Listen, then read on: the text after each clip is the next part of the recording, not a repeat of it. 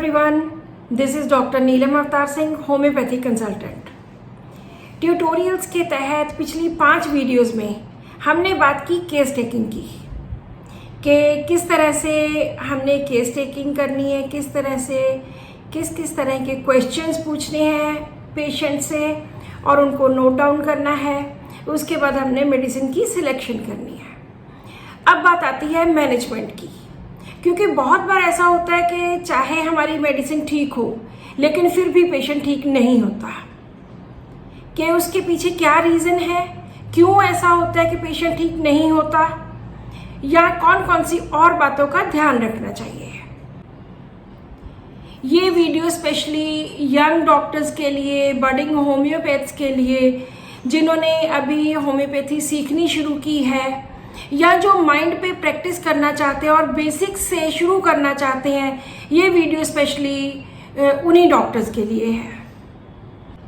Doctor Hahnemann ने बहुत detail में ऑर्गेनॉन में सभी चीज़ों के बारे में बताया है कि knowledge of disease, knowledge of medicine and how to apply this knowledge of medicine to the knowledge of disease, और इसके रास्ते में कौन कौन से ऑब्स्टेकल्स आ सकते हैं, आपने उनको किस तरह से दूर करना है। सो आज हम बात करेंगे मैनेजमेंट की। तो जब हमने होम्योपैथिक मेडिसिन सेलेक्ट कर ली, उसके बाद हमने जब पेशेंट को दवाई देनी है तो कौन कौन सी बातों का ध्यान रखना है। सबसे पहले उसकी बीमारी के बारे में, अगर डायबिटीज़ है तो उसको प्रॉपर गाइडेंस देनी है कि आपने क्या क्या चीज़ें खानी है या क्या नहीं खानी है।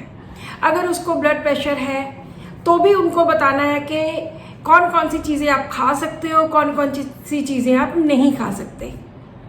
सो किसी भी तरह की अगर बीमारी है उसके हिसाब से उसको डाइट एंड एक्सरसाइज, ये 2 चीज़ें आज के टाइम पे बहुत ज़्यादा ज़रूरी हैं। इसके बारे में आपने ज़रूर बताना है।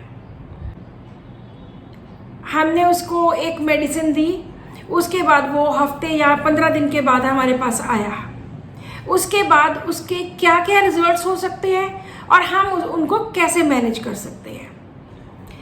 इसमें सबसे पहले पेशेंट को जब दवाई दी तो वो पेशेंट आएगा जो बोलेगा कि डॉक्टर साहब, जैसे ही आपकी मैंने फर्स्ट डोज ली, कमाल ही हो गया, मैं तो 100% ही ठीक हो गया। जैसे ही आपने यहाँ पे दी थी जो आपने छोटी सी पुड़िया, बस उसी के साथ ही, या जो ड्रॉप्स आपने 2 पिलाए थे उसी के साथ ही मैं तो बिल्कुल ठीक हो गया। मेरा डिप्रेशन तो जैसे उड़ ही गया, मेरी पेन तो जैसे बिल्कुल ख़त्म ही हो गई। तो हमारे पास ऐसे फर्स्ट टाइप ऑफ पेशेंट्स आते हैं। उसमें हमने कुछ नहीं करना, सिर्फ सैक्लेक दीजिए और खुश हो जाइए कि पेशेंट फर्स्ट मेडिसिन की फर्स्ट डोज से ही बहुत ठीक हो गया। अब आते हैं सेकंड किस्म के पेशेंट, जो बोलते हैं कि डॉक्टर साहब हमारे कोई फ़र्क ही नहीं पड़ा, मुझे 15 दिन हो गए दवाई लेते हुए, जितनी तकलीफ थी वैसी ही है, 1% भी फ़र्क नहीं पड़ा। और बड़ा सैड सा पेशेंट दिखेगा कि कोई फ़र्क नहीं पड़ा। अब यहाँ पे हमारे पास 2-3 ऑप्शंस होती हैं। पहली बात कि या तो हमने मेडिसिन प्रॉपरली सेलेक्ट नहीं की, दूसरी बात या तो उसकी जो पोटेंसी है वो प्रॉपर नहीं दी, तीसरी बात या तो पेशेंट्स को जो इंस्ट्रक्शंस दी गई हैं वो उसने प्रॉपरली फॉलो नहीं की, या चौथी बात कि पेशेंट ने अपने सिम्टम्स ढंग से हमें बताए ही नहीं। अगर पेशेंट आके कहता है कि मुझे बिल्कुल भी फ़र्क नहीं पड़ा, इसका मतलब ये मत समझिए कि आपकी मेडिसिन गलत है। अगर आपको लगता है कि आपने वेल सिलेक्टेड मेडिसिन दी है, प्रॉपर देख के, उसका सेंटर निकाल के, उसका कोर समझ के, उसका थीम समझ के दवाई दी है, don't change the medicine, change the potency. कई बार 30 पोटेंसी में मेडिसिन उतना एक्ट नहीं करती क्योंकि उसकी बीमारी ज़्यादा बड़ी होती है। तो 30 पोटेंसी के बाद आप उसको डिसेंडिंग पोटेंसी में 6 पोटेंसी दे सकते हो, या उसके बाद 200 पोटेंसी दे सकते हो, या 1M पोटेंसी दे सकते हो। सो कभी भी फर्स्ट टाइम में अगर पेशेंट आके कहता है कि मैं बिल्कुल भी ठीक नहीं हुआ, don't think your medicine is wrong. उसकी पोटेंसी प्रॉब्लम हो सकती है, उसको इंस्ट्रक्शंस दोबारा दीजिए कि आपने ये चीज़ें नहीं करनी, या आपने एक्सरसाइज करनी है, या अपनी डाइट में इन चीज़ों का ध्यान रखना है। फिर जब सेकेंड टाइम हमने पोटेंसी चेंज करके दी सेम मेडिसिन की, उसके बाद जो पेशेंट थर्ड टाइम आया तो उसकी या तो वही कंडीशन होगी कि बिल्कुल भी फ़र्क नहीं पड़ा, या वो कहेगा कि डॉक्टर साहब लग रहा है कि कुछ फ़र्क पड़ा है। अगर उसको 5-7%, 10% तक फ़र्क लगता है तो हमें बिल्कुल उसकी वेट करनी चाहिए कि मेडिसिन और कितना उस पेशेंट को ठीक करती है। सेकलैक देने के बाद फिर दोबारा 15 दिन बाद बुलाइए। अगर उसकी इम्प्रूवमेंट बढ़ती जा रही है कि पिछली बार तो 10% तक था, अब तो 20-30% हो गया, काफ़ी फ़र्क पड़ रहा है, don't repeat any medicine, just give सेकलैक। और तब तक सेकलैक देना है जब तक कि उस सेकेंड वाली पोटेंसी का पूरा एक्शन एग्जॉस्ट नहीं होता। उसके बाद दोबारा फिर पेशेंट आएगा और बोलेगा कि अब तो काफ़ी फ़र्क पड़ गया। इसका मतलब है कि आपकी मेडिसिन बिल्कुल ठीक है, पोटेंसी प्रॉब्लम थी तो आपने नेक्स्ट पोटेंसी दी, उससे वो ठीक हो रहा है। Continue the patient.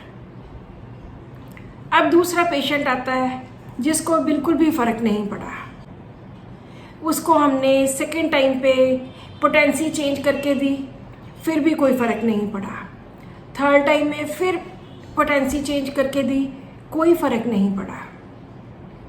इसका मतलब है कि अगर 1 महीना हमने दवाई दी इन डिफरेंट पोटेंसीज और उस पर कोई इफ़ेक्ट नहीं हुआ तो हमें नई दवाई की ज़रूरत है।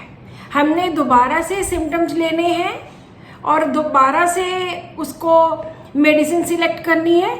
ऐसे नहीं कि मेरी फर्स्ट मेडिसिन ये थी, उसके बाद दूसरी मेडिसिन ये है। नो, डॉक्टर हैनीमैन ने बार बार ऑर्गेनॉन में लिखा है कि अगर आपको 2 मेडिसिन लगती हैं कि बहुत क्लोज हैं तो पहले फर्स्ट मेडिसिन जो आपको लगता है कि बहुत ज़्यादा क्लोज है आप वो दीजिए। अगर कोई कन्फ्यूजन है तो पहले वो मेडिसिन दीजिए जिसमें आपको लगता है कि पेशेंट ज़्यादा फिट होता है। अगर उसमें फिट नहीं होता, दोबारा पेशेंट आता है कि कोई फ़र्क नहीं पड़ा, तो आप सेकेंड मेडिसिन नहीं दोगे, आप दोबारा से सिम्टम्स लोगे, दोबारा से केस हिस्ट्री लोगे, चाहे उतनी डिटेल में नहीं, क्योंकि बहुत सारी चीज़ें क्लियर करनी होती हैं। कई बार फर्स्ट टाइम में पेशेंट हमें खुल के बहुत चीज़ें नहीं बताता, तो उसके बाद हम जो सेकेंड टाइम जो कुछ सिम्टम्स लेंगे या पेशेंट कुछ नए सिम्टम्स बताएगा वो ऐड करके देंगे। उसके बाद फिर हम देखेंगे कि क्या उसका इफ़ेक्ट होता है या नहीं होता है। इस तरह से हम मेडिसिन को चेंज नहीं करते, जस्ट पोटेंसी चेंज करके देखते हैं, लेकिन अगर फिर भी फ़र्क नहीं पड़ता फिर हम नई मेडिसिन सिलेक्ट करेंगे।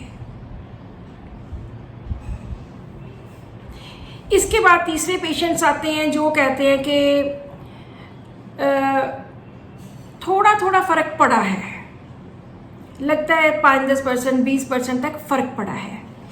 ये भी हम उसी तरह से लेंगे। अगर थोड़ा फ़र्क पड़ा है तो हमें थोड़ी वेट करनी चाहिए। 1 हफ्ते की मेडिसिन दी, 1 हफ्ते की और सेकलैक दीजिए और वेट कीजिए।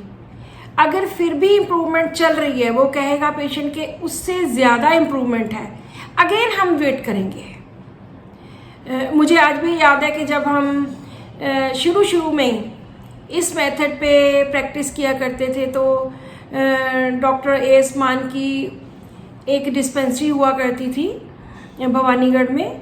वहाँ पे हम 5-6 डॉक्टर्स हुआ करते थे।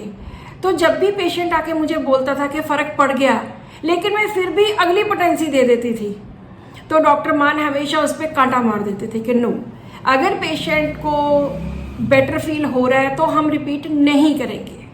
और ये मैंने तभी से पकड़ा हुआ है कि अगर पेशेंट बेटर फील कर रहा है तो हम कोई भी उसकी पोटेंसी नहीं चेंज करेंगे, कोई मेडिसिन नहीं चेंज करेंगे। और जब पेशेंट बोलने लग जाए कि डॉक्टर साहब 2 महीने हो गए खाते हुए, बस वही 15-20% पे रुका हुआ है, इसका मतलब है कि उसे नेक्स्ट पोटेंसी की ज़रूरत है।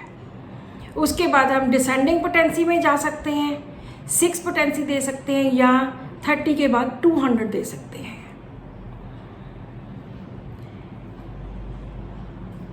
इसके बाद एक और 4th टाइप ऑफ पेशेंट होते हैं जो कहते हैं जी डॉक्टर साहब जिस दिन से दवाई खाई है तो बहुत ही प्रॉब्लम बढ़ गई, पहले तो इतनी तकलीफ भी नहीं थी, अब तो बहुत ज़्यादा हो गया। हमने उसमें ध्यान देना है कि उसकी प्रॉब्लम बढ़ी क्यों। क्या वो कुछ और दवाइयाँ ले रहा था जिनकी वजह से उसकी प्रॉब्लम थोड़ी रुकी हुई थी? क्या उसने दूसरी जो भी दवाइयाँ ले रहा था वो एकदम छोड़ दी हैं? या वो आपके कहता है कि डॉक्टर साहब ये तो मैंने आपको बताया नहीं, ये तो प्रॉब्लम मुझे बहुत तंग कर रही है। अगर कोई भी पेशेंट एलोपैथिक मेडिसिन पे है या किसी भी और मेडिसिन पे है बहुत लंबे टाइम से, जैसे डायबिटीज़ में या हाइपरटेंशन में या थायराइड में या कोई भी और मेडिसिन, तो जो मैं सोचती हूँ कि मैं कभी भी किसी की मेडिसिन एकदम बंद नहीं करवाती।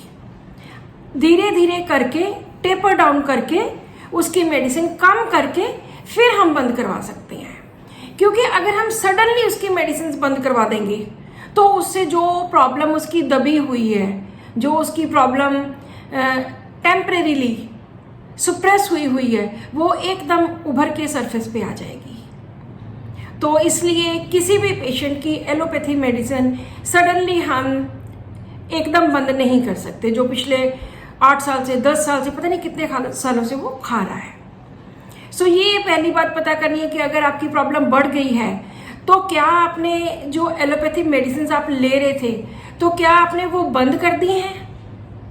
अगर बंद कर दी हैं तो हम उनको सजेस्ट करेंगे कि थोड़ी कम मात्रा में वो अपनी मेडिसिन जैसे लेते थे वैसे ही लेनी शुरू करें।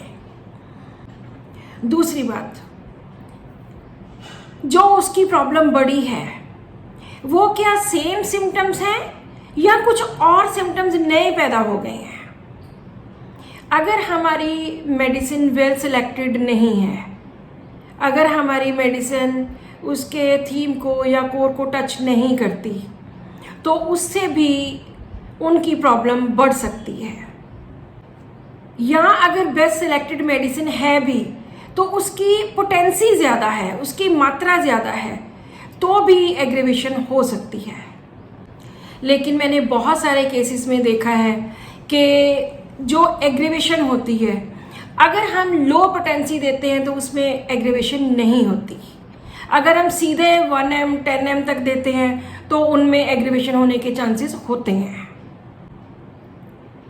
दूसरी बात, अगर पेशेंट को थोड़ा बहुत बेटर फील कर रहा है लेकिन उसको कोई बीच में दवाई लेने के 3 दिन बाद, 4-5 दिन के बाद कोई फीवर हो जाता है या कोई लूज मोशंस या वॉमिटिंग्स या जुकाम या यहाँ तक कि गुस्सा बढ़ता है या स्किन प्रॉब्लम होती है कुछ दिन दवाई लेने के बाद, तो हम मानते हैं कि वो एक्सपल्शंस भी हो सकती हैं। एक्सपल्शंस होती हैं कि हमारे बॉडी के अंदर टॉक्सिन्स जमा हो के हमें कोई ना कोई प्रॉब्लम होती है। लेकिन अगर हमें बेस्ट सेलेक्टेड मेडिसिन मिलती है तो वो टॉक्सिन्स उस मेडिसिन से रिलीज हो जाते हैं, वो बाहर निकलते हैं, वो किसी भी रूप में बाहर निकल सकते हैं। ये एक्सपल्शंस होती हैं, ये क्योर का एक साइन है। इसमें पेशेंट कभी भी एग्रेवेटेड फील नहीं करेगा, उसको लगेगा कि मेरी प्रॉब्लम तो वैसे है लेकिन मैं अंदर से अच्छा महसूस कर रहा हूँ। पहले जैसे स्लोनेस आ गई थी, मेरी एक्टिविटी ज़्यादा नहीं थी, तो अब मुझे लगता है कि मेरी एक्टिविटी थोड़ी अच्छी हो गई है। जैसे मुझे ठीक ढंग से भूख नहीं लगती थी, नींद नहीं आती थी, तो अब मुझे लग रहा है कि वैसे मेरी पेन तो वैसे ही है लेकिन मुझे नींद थोड़ी ठीक ढंग से आने लग पड़ी है या मुझे भूख ठीक ढंग से लगने लग पड़ी है।